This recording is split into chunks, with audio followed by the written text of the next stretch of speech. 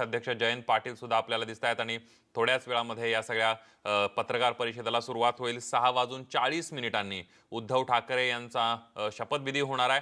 मोठ्या संख्येने शिवसेना असेल, राष्ट्रवादी असेल किंवा काँग्रेस असेल या सगळ्या पक्षांचे कार्यकर्ते शिवाजी पार्कवर यायला सुरुवात झालेली आहे।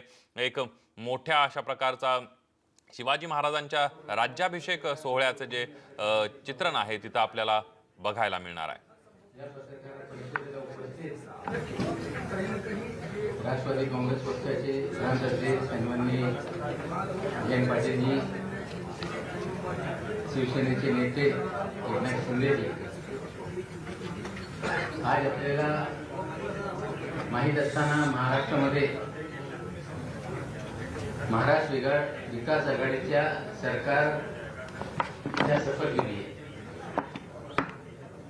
या महाराष्ट्र विकास आघाडीच्या आघाडीमध्ये शिवसेना, राष्ट्रवादी काँग्रेस, समाजवादी पार्टी, शेतकरी कामगार पक्ष, शेतकरी संघटना आणि आणखीन काही अपक्ष आमदार व लहान पक्ष या आघाडीमध्ये आहे।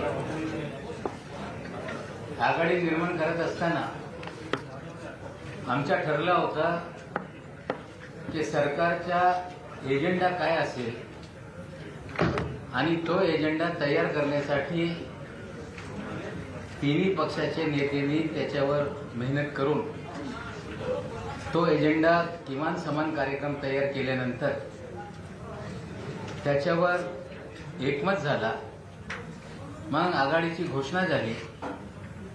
आज सरकारच्या शपथविधी आहे आणि बराच काळ सर्व पत्रकार बंधूंना, मित्रांना, देशवासियांना, राज्याच्या जनतेला हे किमान समान कार्यक्रम काय आहे याची माहिती घेण्यासाठी उत्सुकता होती। सरकार स्थापन होण्याच्या आधी ही माहिती जनतेला दिली पाहिजे, त्यासाठी आपल्या माध्यमातून आज पत्रकार परिषद आयोजित करण्यात आली। सर्वप्रथम मी एकनाथ शिंदे साहेबांना सांगतो की त्यांनी याची सुरुवात करून माहिती दिली पाहिजे। मग जयंत पाटील साहेब सांगतील। काही वेळेमध्ये काँग्रेसचे नेते थोरात साहेब पण आपल्यासमोर येणारच आहे। आता शिंदे साहेब या बाबतीत माहिती आपल्यासमोर ठेवणार। येतात 5 मिनिटात ट्रॅफिक मध्ये अडकले।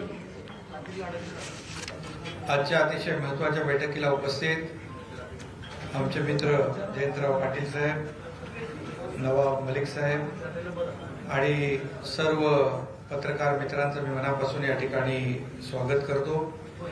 खरं म्हणजे गेल्या काही दिवसापासून निवडणुकीमध्ये निवडून आल्यानंतर, निवडणूक झाल्यानंतर, निकाल लागल्यानंतर ज्या काही राजकीय घडामोडी या राज्यामध्ये घडत आहेत त्याचे साक्षीदार आपण सगळे आहात आणि खऱ्या अर्थाने कसरत आमच्यापेक्षा तुमची जास्त झालेली आहे। कारण आम्ही पाहतोय की ज्या ज्या ठिकाणी आदरणीय शरद पवार साहेबांच्या बैठका, उद्धवजींच्या बैठका, काँग्रेसचे वरिष्ठ नेते, हे अनेक बैठका या ठिकाणी गेल्या काही दिवसामध्ये झाल्या आणि त्याची सगळी माहिती गोळा करण्याचं काम, किंबहुना लोकांसमोर मांडण्याचं काम, यासाठी आपल्या सगळ्यांची जी काही मेहनत आणि धडपड आम्ही पाहिलेली आहे ती खरं म्हणजे वाखाणण्यासारखी आहे।